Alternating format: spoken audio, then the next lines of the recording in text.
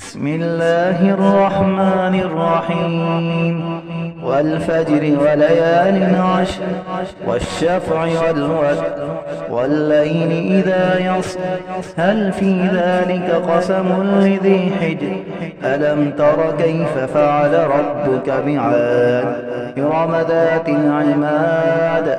التي لم يخلق مثلها في البلاد وثمود الذين جابوا الصخر بالواد وفرعون ذي الأوتاد الذين طغوا في البلاد فأكثروا فيها الفساد فصب عليهم ربك سوط عذاب إن ربك لبالمرصاد فأما الإنسان إذا ما ابتلاه ربه فأكرمه ونعمه فيقول ربي أكرمن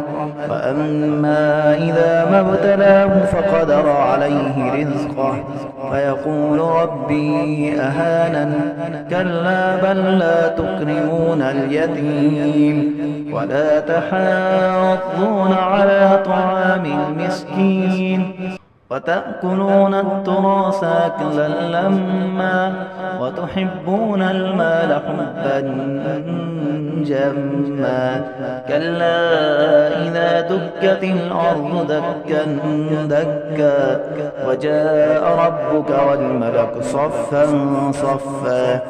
وجيء يومئذ بجهنم يومئذ يتذكر الإنسان وأنى له الذكرى يقول يا ليتني قدمت لحياتي فيومئذ لا يعذب عذابه أحد ولا يوثق وثاقه أحد يا أيتها النفس المطمئنة